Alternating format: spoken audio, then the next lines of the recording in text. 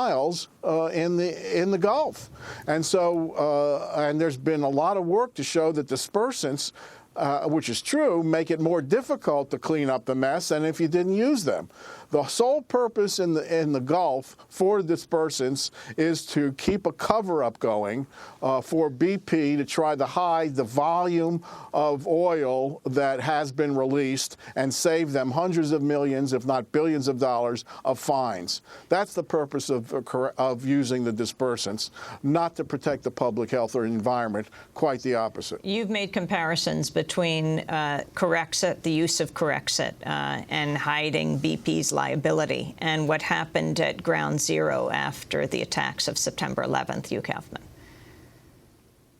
Yeah, I was one of the people who, well, I did the ombudsman investigation on Ground Zero, where EPA made false statements about the safety of the air, which has since, of course, been proven to be false. Consequently, you have the heroes, the workers there. A large percentage of them are sick right now, not even 10 years later, and most of them will die early because of respiratory problems, cancer, etc., because of EPA's false statements.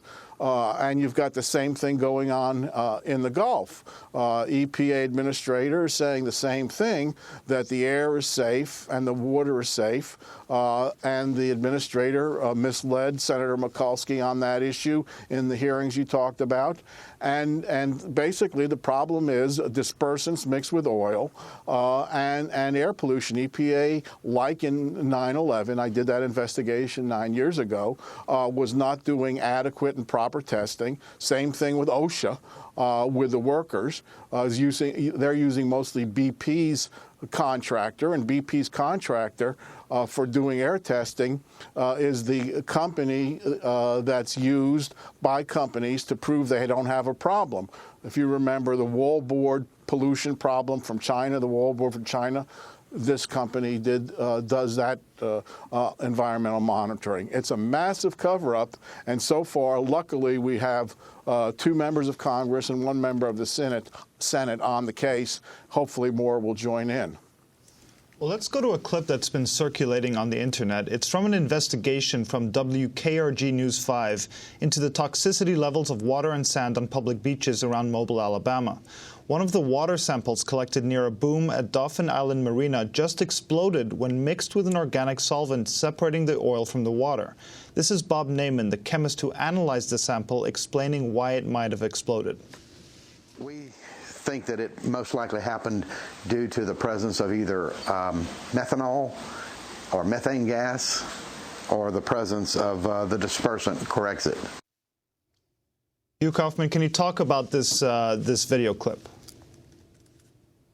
Well, yes, I saw that when it first came out, I think on Sunday, and what they documented was that the water, you know, when you're on the sand with your children and they dig and there's a little water, they documented there was over 200 parts per million of oil waste in the water, and it's not noticeable to the human eye, that the children were playing with on the beach. On top of it, the contamination in one of the samples was so high that when they put the solvent in as a first step in identifying how much oil may be in the water, the thing blew up, just as he said, probably because there was too much Corexit in that particular sample. But what's funny about that is on Thursday, the administrator of EPA, in answering Senator Mikulski's question at the hearing that you played the clip on, said that EPA has tested the water up to 3 miles out and onshore and found that it's safe. And then a few days later, the television station in Pensacola and in Mobile document with their own limited testing that statement was false, misleading, and or inaccurate by the administrator under oath to Senator Mikulski in that hearing. We want to also bring in Dar Jamel. He's an independent journalist who's been reporting from the Gulf Coast for the past 3 weeks. Dar, you're joining us from Tampa, Florida right now. You just drove along the Gulf Coast. But talk about this dispersant as well. You wrote an article about the effect it had on you personally. Right. About a week and a half ago, my partner and I were down in Barataria talking with shrimpers and fishermen and people affected by the oil disaster. And literally within minutes of driving down there, the air was so chemically laden. You could smell and taste chemicals in the air, and immediately our eyes began to burn. And everyone that we were talking with there, Tracy Coons with the Shrimpers Union, Clint Guidry on the board of the Louisiana Shrimp Association, and their spouses, and everyone else that we spoke with down there, everyone was complaining of different kinds of health problems. Headaches, which actually, again, within minutes, I personally was starting to experience that, shortness of breath, nausea, all kinds of different symptoms, which I then went home and started to educate myself on the immediate and then longer term effects of the 2 Corexit dispersants being used, and realized that myself and everyone that we spoke with down there were basically having onset of these symptoms, and people are suffering from it very much. And another very disturbing thing that I saw down there was I met a charter fisherman named Gene Hickman, who showed me a video he had taken 2 days prior to my arrival there. He was outside of his house at night, and he had a video of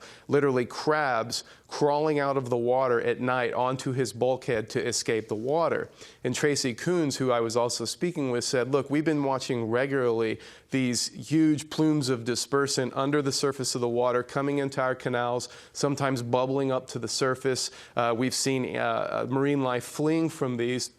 And there have been some reports of this happening throughout the Gulf, but then I went down to Gene Hickman's house and then saw, just minutes after watching this video, of crabs literally crawling out of the water, trying to escape from the water, to see basically crabs floating belly up in the water, dead, all in his canal. There was sheen over the top of it, dead fish, and again, the stench of the chemicals was so intense that our eyes were watering.